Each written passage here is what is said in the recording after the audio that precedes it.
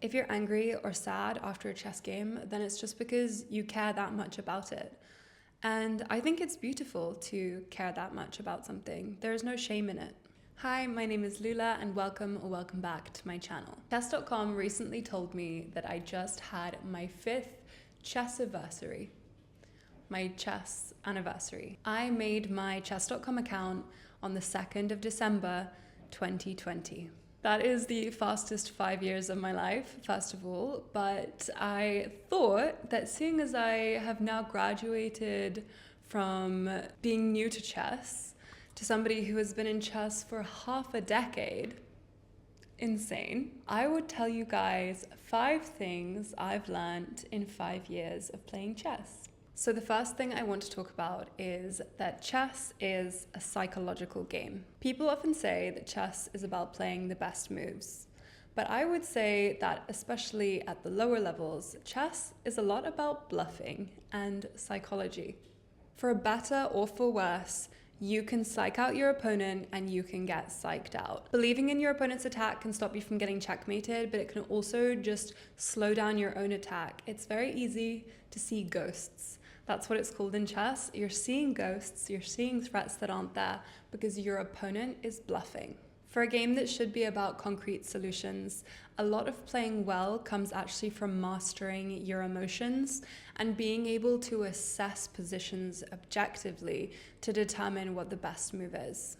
Now, it sounds easy right now because we're not playing chess, but when you're playing a classical chess game especially, you're under an enormous amount of pressure from the clock, from the fact that it could be a team match, from the fact that it's maybe FIDE rated, and your objectivity becomes skewed. For me, this part of chess has always felt like a very clear analog to real life because it reflects the human failing to assess things objectively when we are such emotional creatures.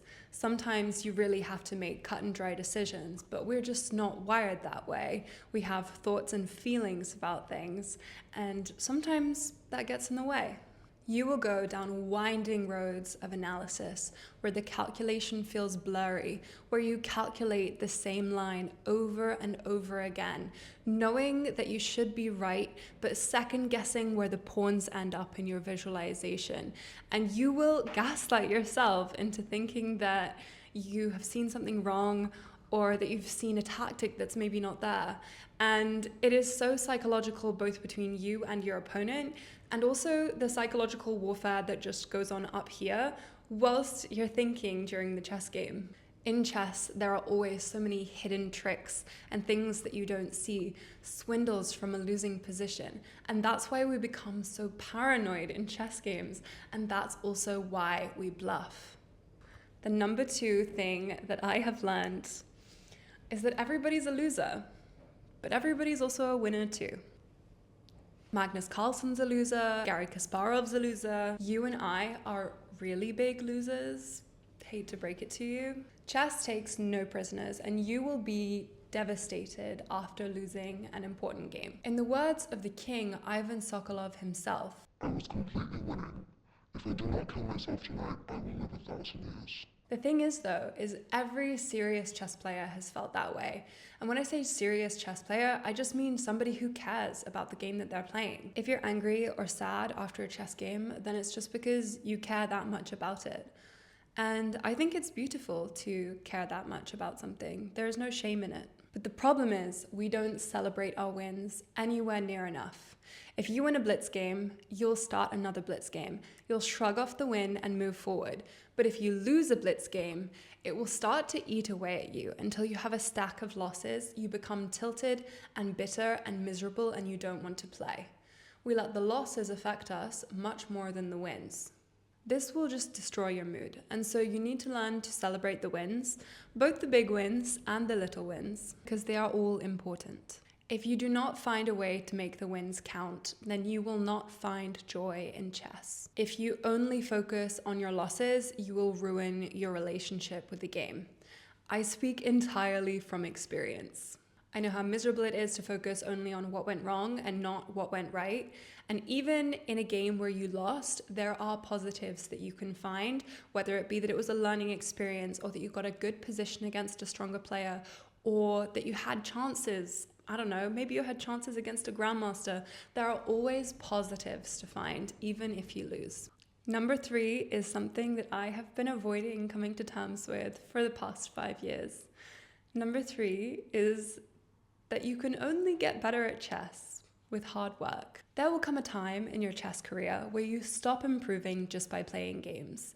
This is called a plateau. You will need to start studying openings or tactics, endgames, middle games, strategy, reading books, doing chessable, anything. But you'll need to start putting in time and effort to improve at chess. For everybody, this plateau comes at a different point, and there is no set level for when you need to start studying. But for all of us, at some point, this time comes where our rating will stop going up. Chess is not a pay-to-win game, and muscle memory will not keep you going forever. And if chess is just a hobby to you, and you don't care about the level or the numbers, then you need to come to peace with the fact that maybe you will just stay at the rating that you are. And that's okay, if you're okay with that. If chess is more than something that you play on your phone in the bathroom, then it's time to buckle down and study. There are so many ways to improve, and some are way sweatier than others. Personally, I have always struggled to memorize theory, but I really feel like I learn a lot from doing calculation exercises. So you will find something that works for you, and it can be, as low commitment or as high commitment as you wish. Number 4 is that chess players are nothing like what I thought they would be.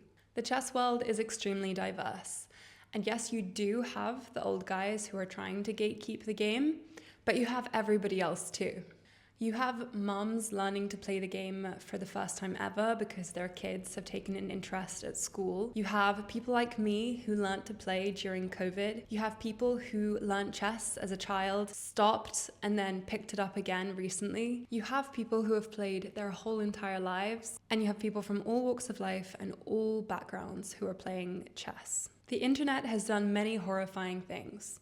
But one of the good things that it has done, other than bringing you this video, is it has democratized chess. The barrier to entry is lower than it's ever been, and you can go on chess.com right now without signing up and play a game against somebody somewhere else in the world. I hope that one day the gatekeepers of the chess world will realize that this can only be a good thing, and that the more people play chess and the more the game grows, the more enriched it will become. Chess is not a limited resource and is not degraded by its possibility to become universal or to become loved. There is no reason that chess should be kept in backrooms or sports halls, but the chess community as a whole needs to welcome the wider world with open arms so that they can enjoy this game as much as we do. And last but not least, the 5th thing that I have learned in 5 years of playing chess: it's okay to be stupid. Chess is humbling.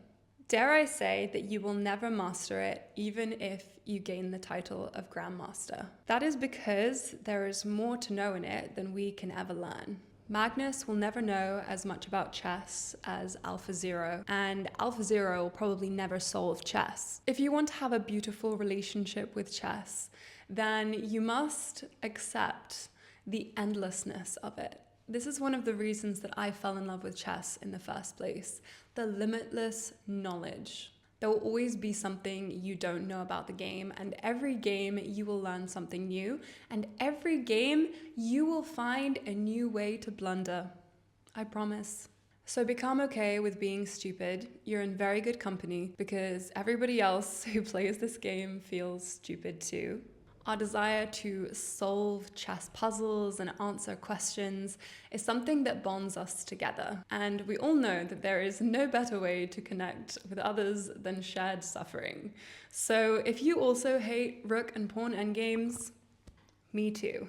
You must swallow your ego, accept criticism, and share your mistakes with others. That's the game.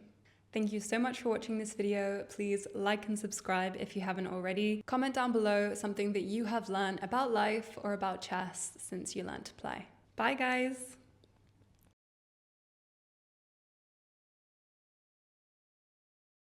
And I have like a real microphone and everything. It's actually the same microphone as always, but I put it on a plastic stick, so. Mira, stop scratching the fireplace. Hey!